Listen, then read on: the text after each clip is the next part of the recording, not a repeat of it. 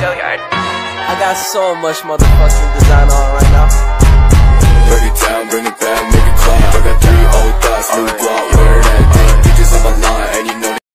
Assalamualaikum warahmatullahi wabarakatuh. Perkenalkan, nama saya Aisyah dengan NIM 210208500013. Di sini saya akan memaparkan materi yaitu analisis kasus mengenai profesi keguruan untuk memenuhi mata kuliah profesi keguruan. Judul yaitu Guru SMP yang ditetapkan sebagai tersangka kekerasan terhadap siswa. Dengan dosen pengampu yaitu Ibu Dr. Haji Samsida MPD, dengan dosen mitra yaitu Ibu Israwati Hamsar SPD MPD. Dengan ini saya akan memulai pembahasannya. Latar belakang.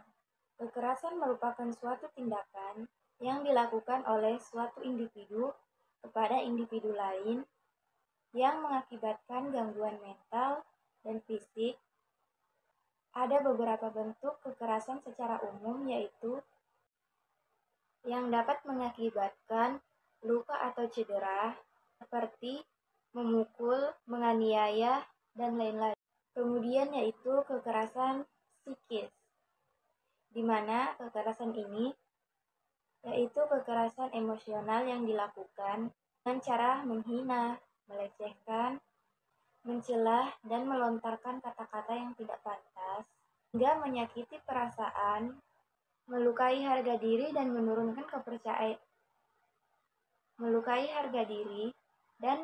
kepercayaan diri, membuat orang lain merasa hina, kecil, jelek, dan tidak berdaya.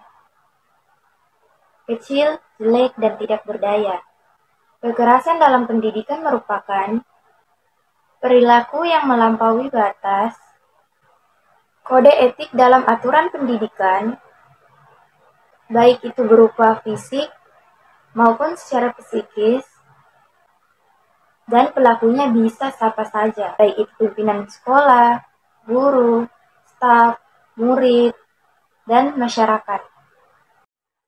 Syarat profesi keguruan.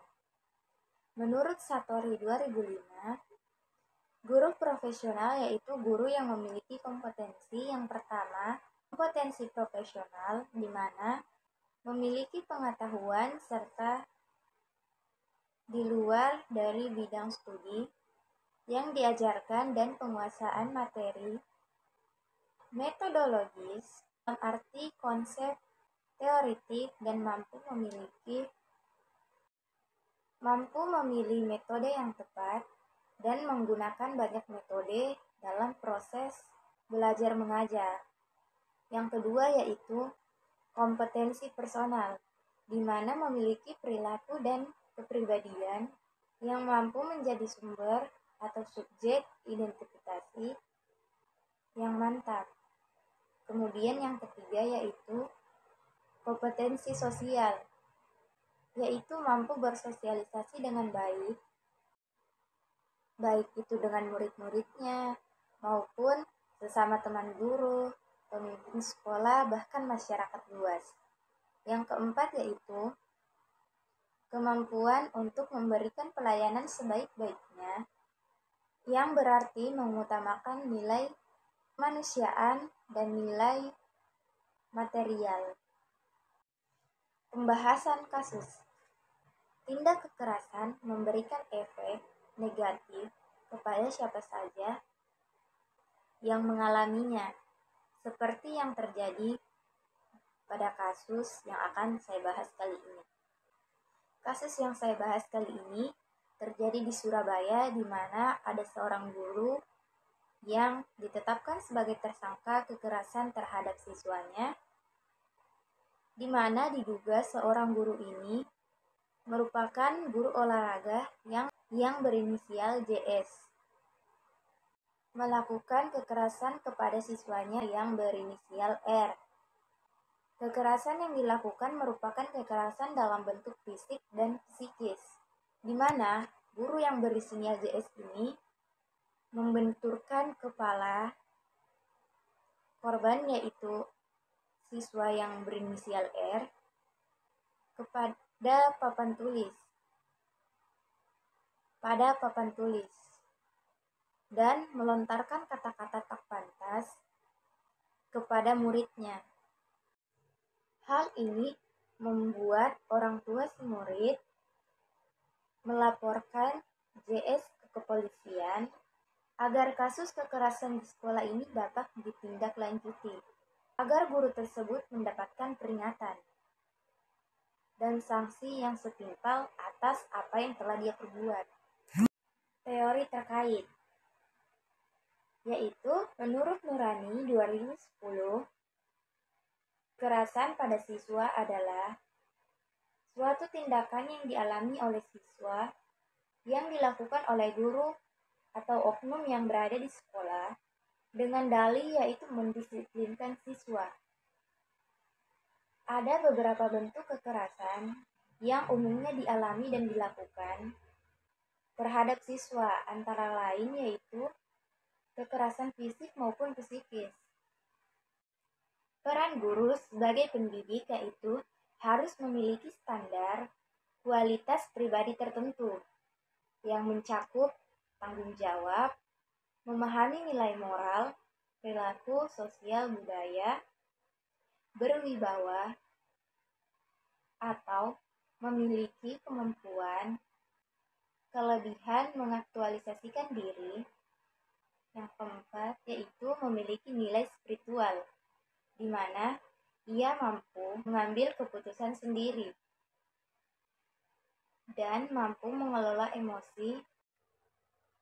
Menurut Undang-Undang Nomor 14 Tahun 2005 tentang guru dan dosen dengan pasal 20D dinyatakan dalam melaksanakan tugas keprofesionalan guru menjunjung tinggi peraturan, perundang-undangan dan hukum yang berlaku mengenai kode etik serta nilai-nilai agama etika menurut Kementerian Hukum dan HAM tahun 2005.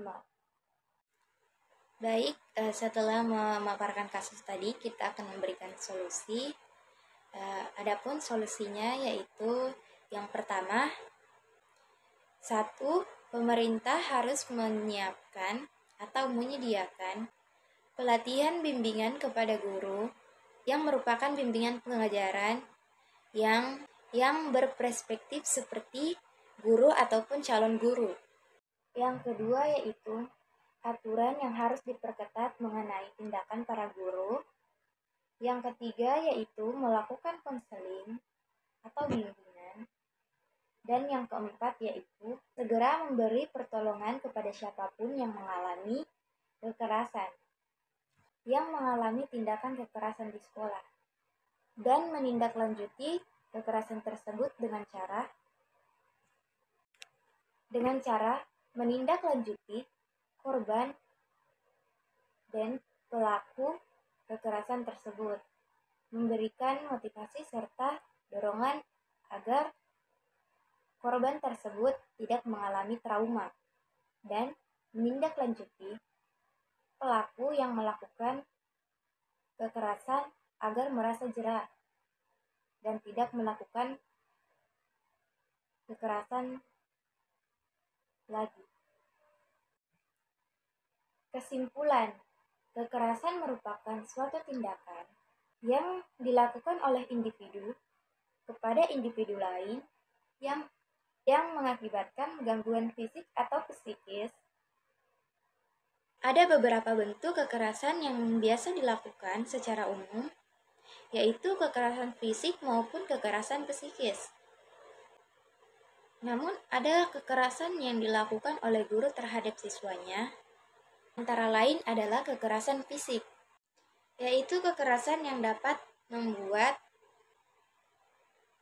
mengakibatkan luka dan cedera, seperti memukul dan menganiaya. Kemudian yaitu kekerasan dalam pendidikan, merupakan perilaku yang melampaui batas kode etik dalam pendidikan, yang melampaui moral dan norma dalam pendidikan, baik dilakukan dalam bentuk fisik maupun secara psikis, dan pelecehan hak orang lain. Ini merupakan suatu indikator bahwa diberlakukannya Undang-Undang Nomor 23 Tahun 2003, JO UU Nomor 35 Tahun 2004, yaitu perlindungan anak, seolah di mana ini berlaku anti klimaks dari banyak aktivis yang berkata perlindungan anak saja tidak cukup menurunkan kejadian kekerasan terhadap anak, karena sebenarnya yang dibutuhkan adalah kesadaran yang tinggi serta sebuah kerjasama yang baik antara keluarga, masyarakat, dan pemerintah terhadap penciptaan perlindungan terhadap anak. Baik, itulah tadi hasil pemaparan analisis kasus untuk mata kuliah profesi keguruan.